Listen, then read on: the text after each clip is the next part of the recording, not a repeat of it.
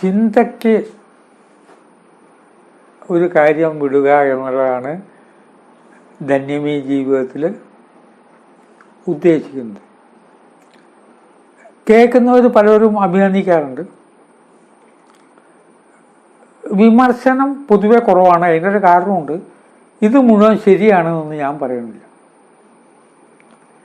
ചില കാര്യങ്ങൾ ചിന്തിക്കാനായിട്ട് ഒരു അവസരം ഉണ്ടാക്കുക മാത്രമാണ് ചെയ്യുന്നത്.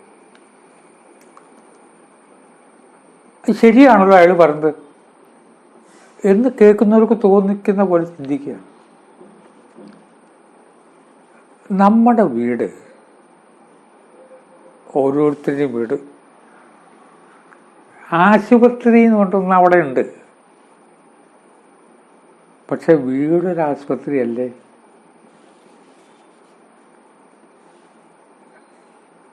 സൂക്കടുള്ളവരുണ്ട്. മുത്തച്ഛൻ വയ്യാതെ നടക്കുകയാണ്. ഇന്ന ആൾക്ക് രാവിലെ കഴുത്ത് വേദന ഉണ്ട്. വീടൊരു ആശുപത്രിയാണ്. കുട്ടി താഴെ വീണു, കാലിൽ മുറിവ് പറ്റി. അമ്മയെന്നോട് നിലവിളിച്ചു. അമ്മ പോയിട്ട് തൽക്കാലം മുറിവ് ഉണങ്ങാൻ വേണ്ടി ഒന്ന് കെട്ടിക്കൊടുത്തു. എവിടെ ആശുപത്രി? ആദ്യം ആലോചിക്കണം, വീട് ഒരാശുപത്രിയാണ്. കൂട്ടുകുടുംബമാണെങ്കിൽ പ്രത്യേകിച്ചും. ആശുപത്രി വേറെ നമ്മൾ വിചാരിച്ചിരിക്കുക. കാരണവന്മാർ തൈലം പറ്റിയിട്ട് ഇങ്ങനെ ഒഴിഞ്ഞുകൊണ്ടിരിക്കുകയാണ് വൈകുന്നേരം. ആശുപത്രി ചെയ്യണതല്ലേ? നമ്മൾ തൈലം വാങ്ങിയിട്ട് വീട്ടിൽ കൊണ്ടുവന്നിട്ട് ആശുപത്രി ചെയ്യുന്ന കാര്യം നമ്മളിങ്ങനെ ഒഴിഞ്ഞു. ചിലപ്പോൾ പേരക്കുട്ടിയോട് മുത്തച്ഛൻ്റെ മുതുകിന് വലിയ വേദന, ഒന്ന് പുറത്ത് ഒഴിഞ്ഞുക. അവനവൻ താമസിക്കുന്ന വീട് ആശുപത്രി ആണ്.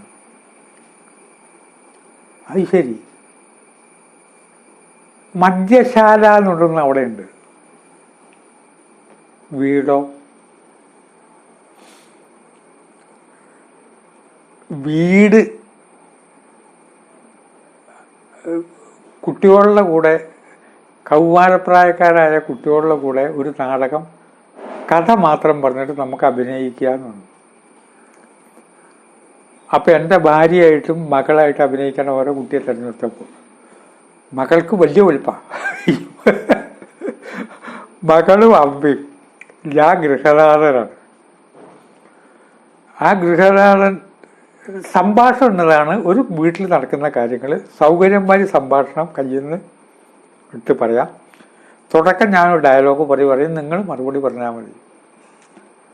അങ്ങനെ ഞാൻ വന്നു, കസേരയിരുന്നു. മീനാക്ഷി എന്ന് വിളിച്ചു. ആ കുട്ടി വന്നു. ആ പെൺകുട്ടി, ഒരടുക്കും ചെട്ടി ഈ വീടിനില്ല. നീ മകളെ മുഴുവൻ കിടത്തെ വളർത്തുന്ന. അവൾ പഠിക്കുന്നുണ്ടോ? അടുക്കളയത്തെ മുടി ഞാൻ കുറേ അങ്ങോട്ട് ചീത്ത പറഞ്ഞു. ഭാര്യയും മകളെയും വന്നു. അത് തടിച്ചൊരു കുട്ടിയാണ്. മകളെ ചീത്ത പറഞ്ഞപ്പോൾ ഭാര്യ ഇങ്ങോട്ടൊരു അലക്കി, മനുഷ്യ നിങ്ങൾ എന്താണ് പെട്ട്. ഓഡിയൻസ് ഭയങ്കര ചിരി. ഈ കുട്ടിയില്ല ചീത്ത വിളിക്കുന്നത് കേട്ടിട്ട് ഇരിക്കുന്ന സന്യാസിമാരിട്ട് അവരുടെ കൂടെ അവര് ചിരി അടങ്ങി. പിയാർനാഥം കുടുങ്ങി ഈ കുട്ടികളുടെ മുമ്പിലത്. അപ്പം ഞാൻ എൻ്റെ ഒരു ഡയലോഗാണ്, എവിടുന്നൊക്കെ കല്യാണാലോചന വന്നതാണ് എനിക്കറിയോ. ലോകസുന്ദരിയുടെ ആലോചന വന്നിട്ട് വേണ്ടാന്ന് വെച്ചിട്ടാ ഞാൻ തന്നെ കിട്ടിയതറിയോ. ഞാൻ വിചാരിച്ചു ആ കുട്ടി കുടുങ്ങിപ്പോകുന്നു. ഉടനെ കുറെ കിട്ടും ഈ മോന്തയ്ക്ക് ലോകസുന്ദരി. ഇത്രയും കഴിഞ്ഞപ്പോൾ ഭാര്യയായിട്ടുള്ള ഡയലോഗ് വേണ്ടാന്ന് തോന്നി. അത് കഴിഞ്ഞിട്ട് മകളോട് പറഞ്ഞു, ഈ അച്ഛൻ്റെ നല്ല ഗുണങ്ങൾ നീ ആദ്യം മനസ്സിലാക്കണം. നല്ല ഗുണം എന്താ? എന്തെങ്കിലും എപ്പോഴെങ്കിലും അലമാറയെ കൊണ്ടെത്തിക്കണം. എന്താ കുപ്പിയല്ലേ അലമാരയിൽ? അലമാരയിൽ ചിലപ്പോൾ ആ കുട്ടിക്ക് അനുഭവം ഉണ്ടാവും, അച്ഛൻ കൊണ്ടെത്തുണ്ടാവും അലമാരയിൽ. ഇത്രയും പറയുന്നത് വീട് ഏതാ? മദ്യ ഷാപ്പാണ്. സിഗരറ്റ് വലിക്കുന്നവരുടെ വീടോ? സിഗരറ്റ് പാക്കറ്റ് അവിടെ ഇങ്ങനെ കൊണ്ടുവച്ചിരിക്കല്ലേ, ഇവർക്ക് എപ്പോഴും ആവശ്യമുള്ളതല്ലേ.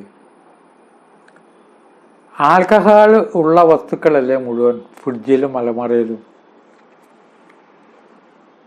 കേടുവരാതിരിക്കാൻ വേണ്ടി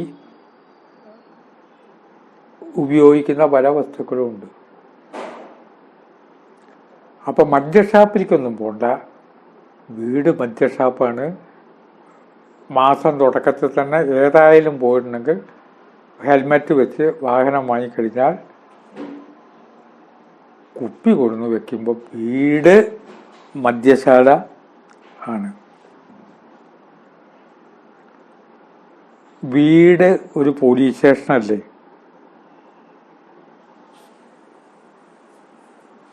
വീട് ഒരു കൊലക്കളല്ലേ. രാവിലെ എണീറ്റു, ഇന്നിപ്പോൾ രാവിലെ എന്താ കൂട്ടാൻ വെക്കാണ്, ഇന്നാൾ വിരുന്നിന് വരുന്നുണ്ട്. അപ്പോൾ നമുക്ക് ആ കോഴിയെ ശരിയാക്കാം. കോഴിയെ കൊള്ളലില്ല കേട്ടോ. പണ്ട് എൻ്റെ കുട്ടിക്കാലത്ത് കോഴിയെ കൊള്ളലുണ്ട്, ഇപ്പം കൊള്ളലില്ല. ഡ്രസ്സ് ചെയ്യുക. അപ്പോൾ കോഴി വളർത്തുന്ന ഒരു സുഹൃത്ത് എന്നോട് പറഞ്ഞാണ്, ഞാൻ വളർത്തുന്ന കോഴിയെ ഞാൻ കൊല്ലില്ല. ആ അപ്പൂട്ടനോട് പറയും, അവൻ വേദനത്തെ എടുത്തിട്ട് ഡ്രസ്സ് ചെയ്തിട്ട് കൊണ്ടുവരും. ഡ്രസ്സ് ചെയ്യാതെ പറഞ്ഞ കോഴിയെ കൊണ്ടുപോയിട്ട് നല്ലപോലെ അണിയിച്ചൊരുക്കി കണ്ണെഴുതിച്ച് പൊട്ടൊക്കെ കുത്തിയിട്ട് കോഴിയെ കൊണ്ടുവരലല്ല ഡ്രസ്സ് ചെയ്യല്. നമ്മുടെ വീട് കൊലക്കളം തന്നെയാണ്. വെള്ളത്തിൽ കിടക്കുന്ന മീനിനെ പിടിച്ചിട്ട് അതിനെ കൊണ്ടുവന്നിട്ട്, ചില ജീവികൾ ചത്ത് കാണില്ല, ചത്തിട്ടുണ്ടാവില്ല. അപ്പം അതിനെ നേരെയാക്കാൻ പിടിക്കുമ്പോൾ അത് ഓടും. അതിനെ പിടിച്ചിട്ട് കഴുത്ത് മുറിച്ച് കൊല്ലും. സംശയിക്കേണ്ട, വീട് ഒരു കൊലക്കള. വാഹനത്തിൽ പോകുമ്പോൾ ബ്യൂട്ടി പാർലർ എഴുതി വെച്ച് കാണാം.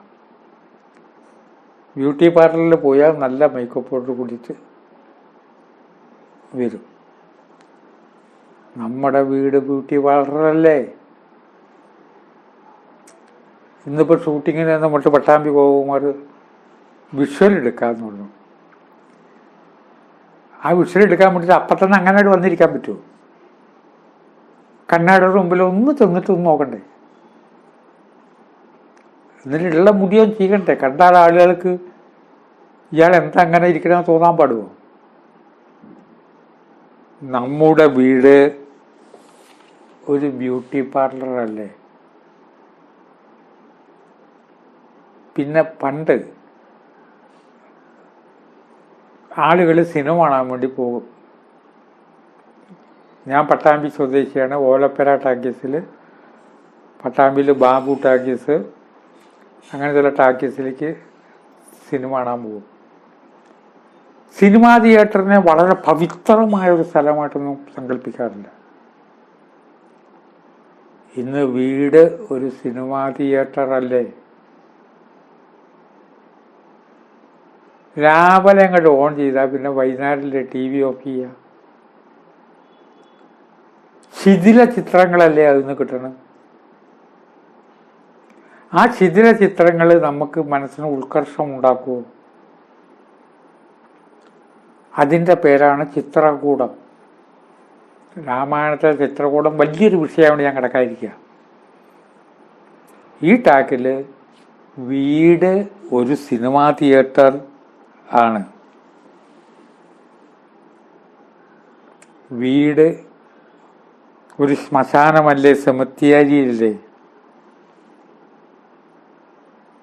ഇതൊന്നും പുറത്തല്ല. വീട് പലപ്പോഴും ഒരു നരകമല്ലേ. അച്ഛനും അമ്മയും കൂടി വഴക്കുണ്ടാക്കുക. ആ സമയത്ത് കുട്ടികൾ എത്രമാത്രം വേദന അനുഭവിക്കുന്നു. നരകം എന്ന് പറഞ്ഞാൽ എന്താ? വീട് നരകമായതുകൊണ്ടാണ് പലവരും വീട്ടിലേക്ക് പോകാൻ മടി. വീട്ടുകാരെ സംബന്ധിച്ചോളം നരകമാണ്. ആ മനുഷ്യൻ അങ്ങോട്ട് കയറി വന്നാൽ വീട് നരകമായി. വീട് ഒരു കോടതിയല്ലേ. മക്കൾ രണ്ടുപേരും കൂടി വഴക്കുണ്ടാക്കി, അച്ഛാ ഇവ ഇങ്ങനെ മാന്തി. അപ്പൊ അച്ഛനാരാ? ജഡ്ജി. എടാ ആരാ മതി, അവനോട് പറയാൻ പറ, എടാ നീ ഇങ്ങനെ ഏട്ടനെ മാന്തിയോ? ഏട്ടനോട് പറഞ്ഞു, അനിയൻ അന്നൊക്കെ പ്രായം കുറവല്ലേ, അവന് നീ പറഞ്ഞു കൊടുക്കേണ്ടതല്ലേ. അതുകൊണ്ട് ഇങ്ങോട്ട് നീക്ക്. കോടതിയല്ലേ. അവർക്ക് വേണ്ടി വാദിക്കുന്ന വക്കീലല്ലേ ഭാര്യ, അവരുടെ അമ്മ. അമ്മ ഇവരെ പറ്റി പരാതി പറയുകയും ചെയ്യും, അടിക്കുക എന്തെങ്കിലും ചെയ്താൽ അമ്മ സൈഡാ. മകനെ തല്ലുമ്പോൾ അമ്മമാര് കൊടുക്കുകയെന്ന് പറയില്ല. പലപ്പോഴും നമ്മുടെ വീട് ഒരു കോടതി ആണ്. സ്നേഹമില്ലാത്ത ദമ്പതിമാര്, സ്നേഹമില്ലാത്ത മക്കള്, സ്നേഹമില്ലാത്തവരെ തവിര് നമ്മുടെ ആരും അല്ലല്ലോ, സ്നേഹമില്ലല്ലോ. അതിൻ്റെ പേരിൽ അനാഥാലയം. അനാഥാലയം എന്ന് പറഞ്ഞാൽ എന്താ? ഞാൻ ഒറ്റയ്ക്കാണ്, എനിക്ക് അച്ഛനും ഇല്ല, അമ്മയില്ല, സഹോദരങ്ങളും ഇല്ല. നമ്മുടെ വീട്ടിലോ സ്നേഹം എന്നൊരു പരിപാടി ഉണ്ടോ? വീട് അനാഥാലയല്ലേ. രാവിലെ മുതൽക്ക് അച്ഛനമ്മയും മക്കളും കൂടിയിട്ട് ഈ അനാഥാലയമാക്കിയിട്ടും കോടതിയാക്കിയിട്ടും ബഹളം വെച്ചിട്ടും, ആ ബഹളമുള്ളതിൻ്റെ പേരല്ലേ ചന്താന്ന്. വീടൊരു ചന്തയല്ലേ. എന്താ അവിടെ നടക്കുന്നത്? അതുകൊണ്ട് എന്ത് വേണം? ഇതൊക്കെ എന്തിനാ പറഞ്ഞേ? ശ്രദ്ധിക്കണം. നമ്മൾ ഓരോരുത്തരും ശ്രദ്ധിക്കണം. ഏറ്റവും ശ്രദ്ധിക്കേണ്ടത് വീട്ടിൽ ശ്രേഷ്ഠ ഭാഷ വേണം സംസാരിക്കാൻ. വീട്ടിൽ വീടൊരാശുപത്രിയാണ്, വീടൊരു കോടതിയാണ്, വീടൊരു പോലീസ് സ്റ്റേഷനാണ്, വീട് അനാഥാലയമാണ്. ചിലപ്പോൾ കുട്ടികൾക്ക് തോന്നും അമ്മയ്ക്കും എന്നോട് സ്നേഹമില്ല, പിന്നെന്ത് ചെയ്യും? വീട്ടില് സ്വർഗമാക്കി മാറ്റണമെങ്കിൽ ഈ വിജ്ഞാനം നമ്മളെ സഹായിക്കും. സഹായിക്കില്ലേ എന്ന് ചോദിച്ചുകൊണ്ട് വാക്കുകൾ ഉപസംഹരിക്കുന്നു. നമസ്കാരം.